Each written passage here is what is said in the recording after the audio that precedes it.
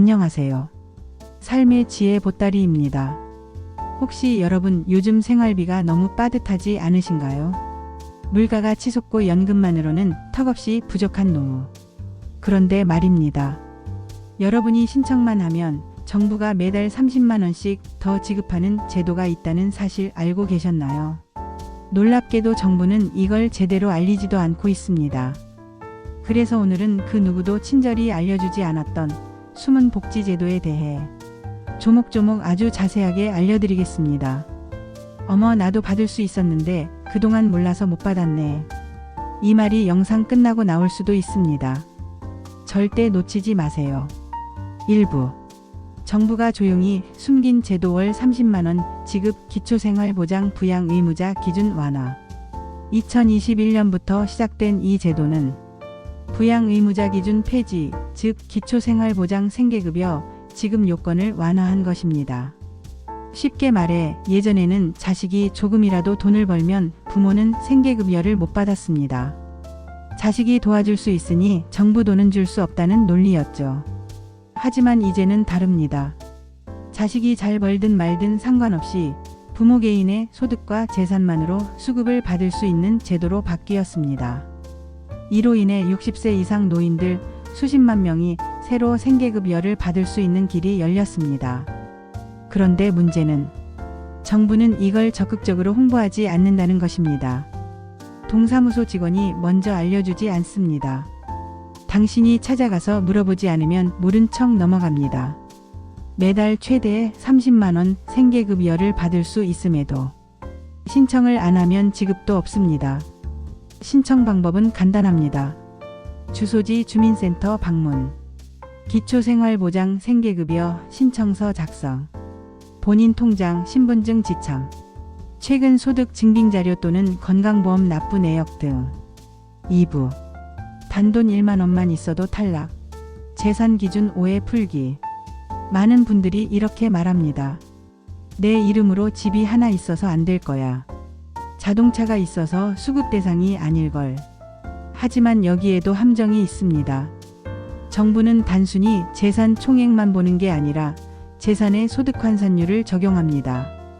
예를 들어 시골의 오래된 주택은 소득 환산율이 낮고 공시가 1억 이하인 일부 주택은 인정금액에서 제외됩니다. 자동차 역시 배기량 1600cc 이하, 10년 이상 된 노후 차량, 일상생활용으로만 사용하는 경우 재산에서 제외되거나 감점 없이 인정됩니다. 즉, 나 같은 사람은 해당 안 될 거야 하고 지레 포기할 필요 없습니다. 주민센터 가셔서 재산과 소득을 토대로 시뮬레이션을 받아보세요.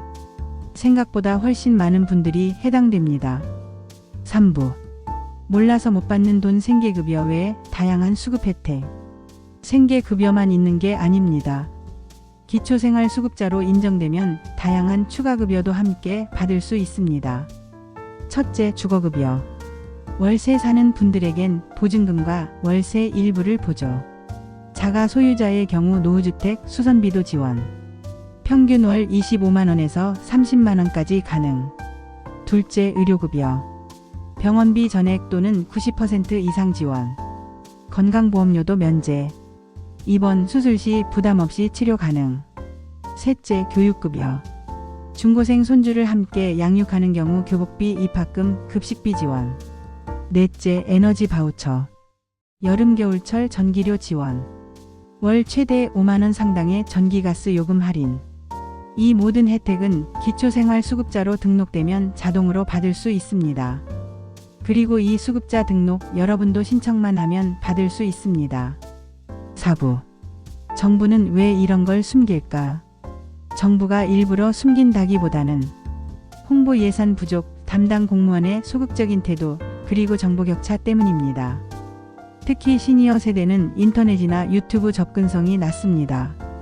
관공서 벽보 한 장으로 끝나는 공지가 대부분입니다.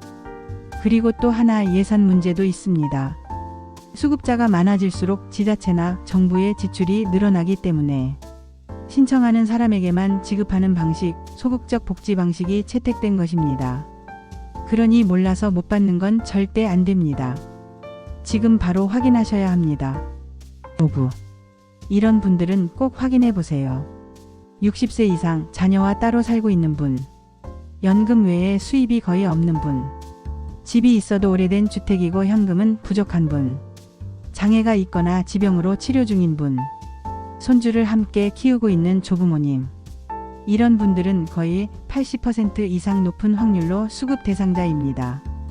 실제로 서울 마포구의 72세 김모 어르신은 20년 넘은 아파트 한 채, 월 30만원 기초연금, 무직 상태. 이 조건으로 주민센터에 갔다가 생계급여 32만원, 주거급여 28만원, 의료급여 혜택까지 받게 되셨습니다. 6부. 신청했는데 거절당했다고요? 재심 청구하세요.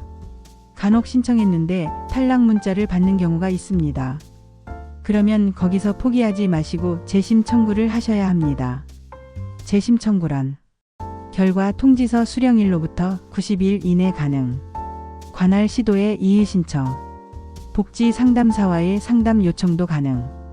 특히 소득 산정 기준 오류, 자동차 제외 기준 미적용, 임대차 계약서 누락 등 자잘한 이유로 탈락되는 경우가 많기 때문에 꼭 이의 신청 한번 해보시길 권장합니다. 지금까지 이걸 신청하면 매달 30만원 추가 지급 정부는 홍보하지 않습니다. 영상을 함께 해주셔서 감사합니다. 어떠셨나요? 혹시나 나는 해당이 안 될 거야 라고 생각했던 분들, 이제는 직접 주민센터 찾아가 보셔야 할 시간입니다. 정말 안타까운 건 몰라서 못 받은 돈이 수천억 원 규모라는 사실입니다. 그 주인공이 여러분이 되지 않기를 바랍니다. 지금 바로 가까운 행정복지센터를 찾아 기초생활보장 생계급여를 받고 싶다고 말해보세요. 놓치지 마시고 영상이 도움되셨다면 구독과 좋아요, 그리고 주변 분들과 공유도 부탁드립니다. 감사합니다. 삶의 지혜 보따리였습니다.